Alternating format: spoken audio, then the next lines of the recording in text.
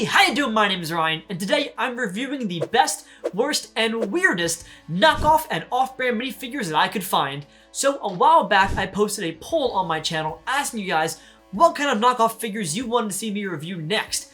And while the clear winner was Spider-Man, and trust me, I found some very weird Spider-Man figures I cannot wait for you to see, I decided this time I'm going all out. So I bought over 70 knockoff and off-brand minifigures from two of the most popular sites, brickpanatoys.com and wmmockbrick.cn. I bought Star Wars figures, I bought DC figures, I bought Marvel figures, and yes, I bought more knockoff Spider-Man figures.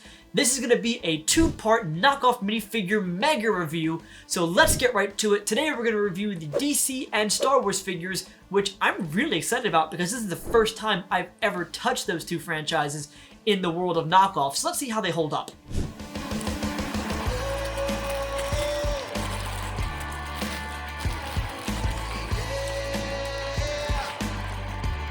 Okay, our first knockoff minifigure will be C-3PO. This figure comes from WM Blocks, and it looks like it's a C-3PO figure with a Chewbacca bandolier on, and it also comes with Chewbacca's weapon. Now, I believe this is an original variation of a pre-existing C-3PO figure, but the design looks really good. The torso has some great three-dimensionality in the print. The arm printing looks great, the back printing, leg printing, everything looks wonderful, and I think there's even a little bit of printing on the face in the eye socket. Overall, this is a very impressive first figure, and I'm quite happy.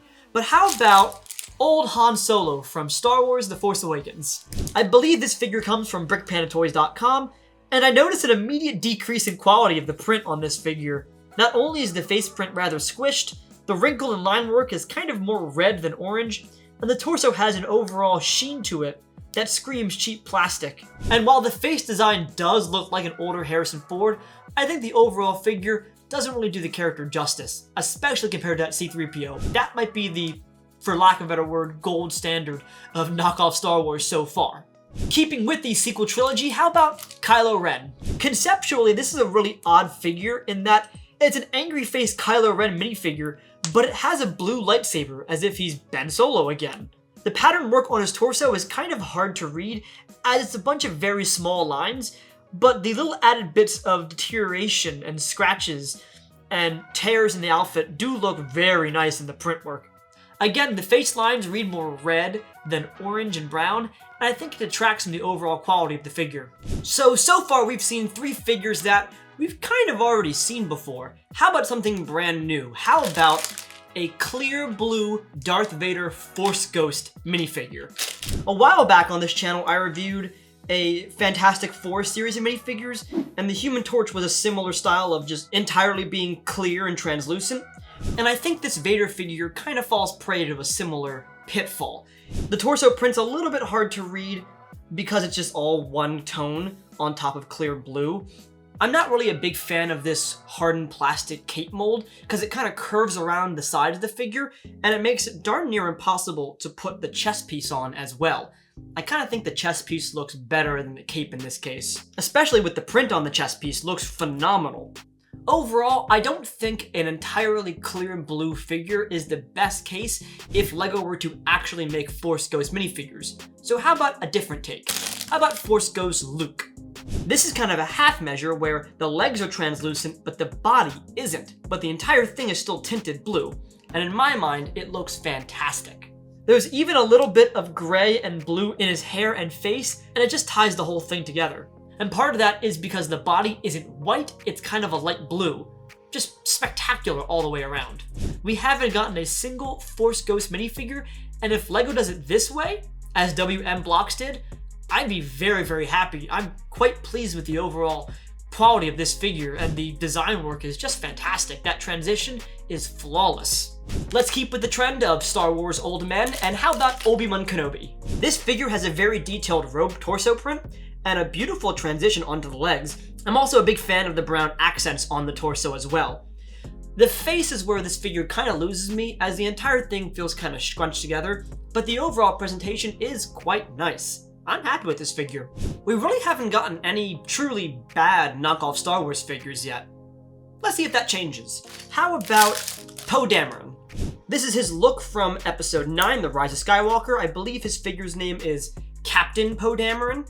The printing on this looks kind of blurred. I'm not sure if that's just the shadow effect on it, or if it's literally hazy. The face print also bears little resemblance to Oscar Isaac. I think the official figure really has a good Poe Dameron face, and this one doesn't really live up to the original. Almost like the entire sequel trilogy. Speaking of which, Emperor Palpatine from The Rise of Skywalker. This is his final form with his red robes, once he absorbs the power of the dyad on Exegol. And if you recall from an earlier LEGO Star Wars video I made, this is a figure I kind of wanted to see. I wanted LEGO to make a Battle of Exegol set. And if this is the kind of figure we'd get, I'd be really happy. This is a very solid Emperor figure. I love the look of the face. It's creepy and eerie, but pretty close to LEGO's actual style. The robes are picture perfect. The printing's very clean. The amount of detail is very accurate. Truthfully, this is one of the best custom figures I've seen in doing my knockoff videos. This is very impressive. But how about a second Emperor Palpatine? Somehow, Palpatine returned. This one is not so great. The amount of line work on the torso print is a bit overwhelming, and the face feels very scrunched, almost like they only wanted to use half of the actual face for printing on it. If I had received just this figure, I'd be not disappointed, but just okay. I'd be pretty happy. But compared to the first Emperor Palpatine figure, this second figure is leagues below that first one. How about some newer Star Wars characters, like Ahsoka Tano? This is based on her appearance in The Mandalorian, and it looks really, really good. We get 2 new lightsaber molds. They're kind of longer and thinner than the usual. 2 clear lightsaber blades to match her original look. A beautifully printed headpiece. A nice torso print. Side leg printing, back printing, arm printing. The face looks fantastic and very accurate. I believe this is based on a pre-existing Ahsoka Tano figure, but the additions to it elevate it far beyond what LEGO could have made. And the fact that it's this cheap, only about I think $1.18, that's really impressive. This is what makes custom figures so good. I love the new lightsaber pieces. Again, it's the little details, the little add-ons and accessories that make these figures really, really worth it. Let's keep with the Mandalorian theme and build Darth Gideon. This figure comes with a newer version of the Darksaber, which so far the official LEGO versions have kind of underwhelmed, and this one, it just looks incredible. It feels like a hybrid between a samurai sword and a Star Wars lightsaber, which is pretty accurate to what the Darksaber should be. The face print's a little bit off, with the mustache and mouth being too low on the face. There's a huge separation between the eyes and the mouth, and it makes the figure feel a little bit incomplete. But I bet if you just took an official Darth Gideon face and put it on this figure, you'd be really happy. There's even some little bits of printing on the Darksaber itself, little cracks of white to give it that sort of speckly appearance. That's really impressive. Again, I'm not the biggest fan of this new cape piece as it curves around the front and the fact that it's hardened plastic, but I get the idea behind it.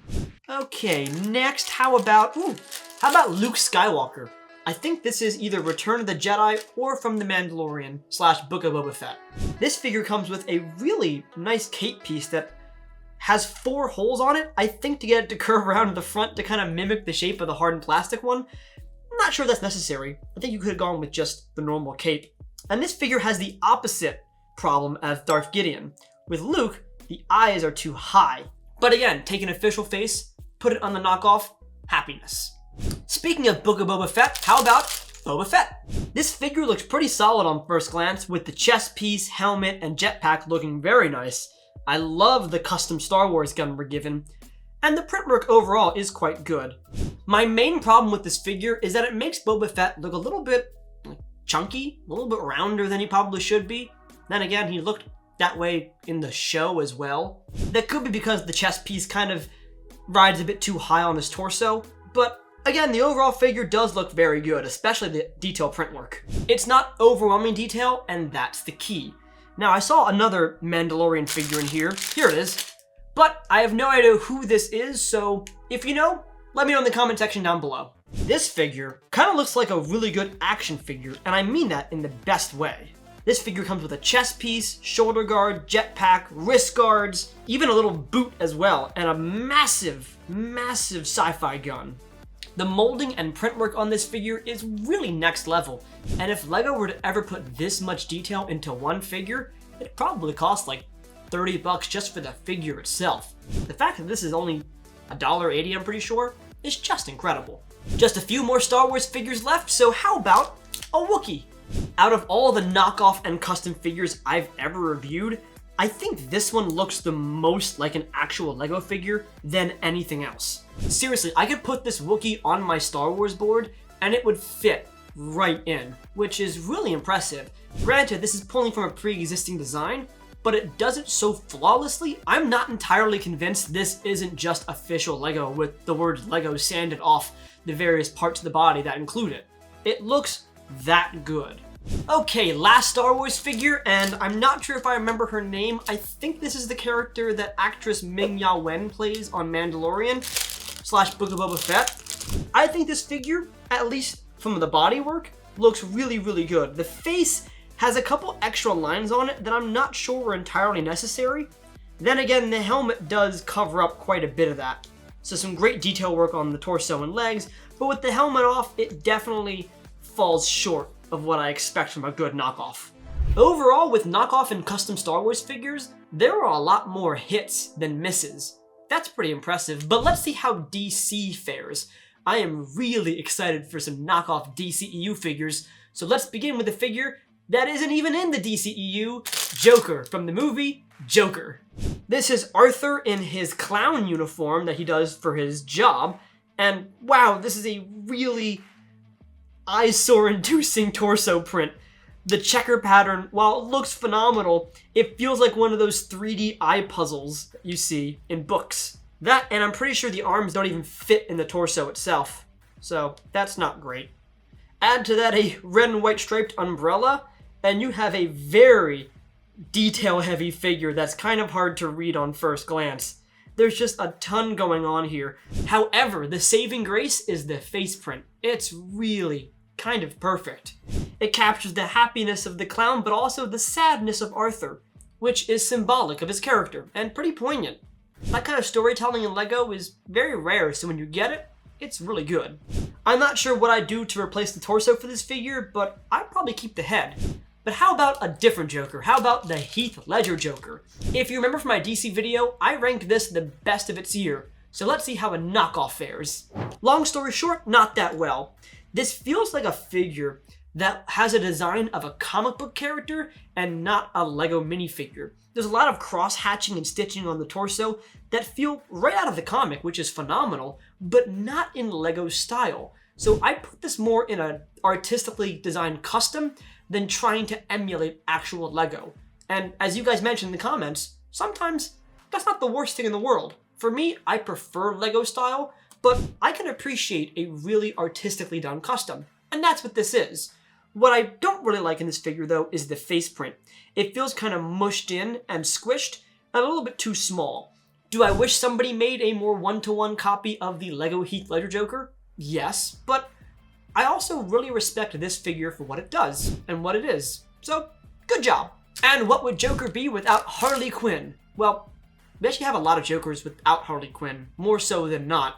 So, I guess he'd still be the Joker, but Harley Quinn. This is her version from the Suicide Squad. Sorry, not the Suicide Squad, Suicide Squad. Now, this is a figure that kind of exists already from the LEGO Apocalypseburg set from the LEGO Movie 2, but this one goes a bit further with its custom design and adds a ton more detail to it. Detail that I'm not sure really works on this figure. The attempt at fishnets on the legs is well respected, but it makes it really hard to read and darkens the legs overall. It's almost impossible to read Daddy's Little Monster on the torso, and had I not known that it says that, I probably wouldn't know what this torso says. The face print is pretty good though, and very fun. The lips are a little bit small though.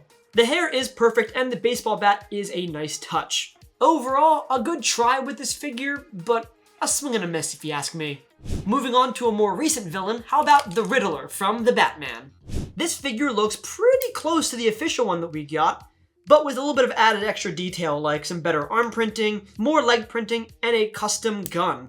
Surprisingly, there's a pretty big market for custom LEGO weaponry that I haven't even scratched the surface of, so if you're into that kind of stuff, it exists. This figure has a nice balance of color. Even though the eyes are a little bit hard to read and they're a little bit too small, I think overall this figure is quite good. But how about the Batman from the Batman? We actually have two The Batman figures from the Batman. We have the Bruce Wayne from the Batman and the Batman from the Batman. Both of these figures kind of suffer from the same problem, a lot of detail on black torsos. With the Bruce Wayne figure, I have a really hard time reading any of the lines on the jacket besides the flux capacitor looking like logo on it. And while the legs do look really, really good, the face is a little bit laughable with the proportions kind of off. As for the Batman suit, it's a ton going on and really hard to read. My favorite part are probably the arms with the wrist gauntlets on them. They look really tactical, but you can at least read some detail on them. The fact that with the torso, I can hardly even find the Batman logo on it, it's a pretty bad sign. And the face, it's pretty laughable. It's a great example of how out of proportion the eyes and mouth need to be in order for them to fit in the Batman cowl piece. If LEGO were to make a better version of this, maybe make the cowl a bit smaller with the eyes and mouth so everything fits together, i.e. you can take off the headpiece and still have the face look right, but I'm not sure we'll ever get that, to be honest. So these two figures, yeah, kind of a letdown. But keeping with the Batman movie, how about Commissioner Gordon? This figure is really close to being perfect. The only thing that's off is the hair. The face, torso, and legs all look phenomenal, especially that face print, really impressed by that. But there's just something about the proportions of the hair that just look off. It makes the top of the head feel really flat. And this figure looks really odd next to the bad quality Bruce Wayne and Batman figures. But how about Selina Kyle, Catwoman? Where does she fall? Even though her torso detail is a little bit hard to read, overall I think this figure is great, especially that face print. That's really close to being as accurate to LEGO as possible.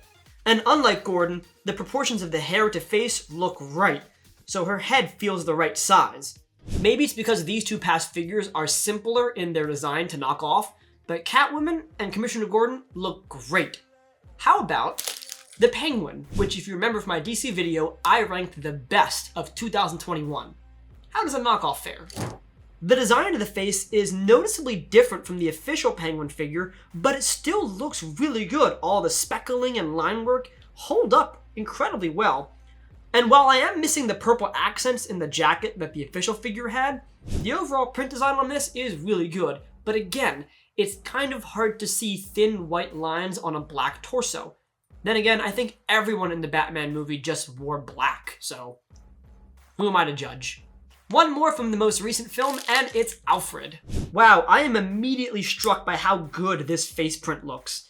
Again, these are knockoffs, so they have a design to already reference, but man, this looks pretty close to official. And because Alfred wears a white shirt and black vest, his torso is much easier to read. Honestly, I think the Alfred figure is the best out of the Batman knockoff series. This looks really good, and when you put them all together, it's kind of a darn shame and a bit of a conundrum as to why Bruce Wayne and the Batman look the worst in their series. Moving away from Matt Reeves and towards Zack Snyder, how about The Flash from Justice League? I'm really impressed by how this knockoff solves a pretty common problem with LEGO figures, in that there's a really clean peach face print on a very red head. Which, if you remember the Quantum Realm Captain America suit and some of the older Flash figures, that's a big problem that even LEGO hasn't solved yet. So again, the fact that a knockoff site figures it out and gives you a really high quality print like this is very commendable.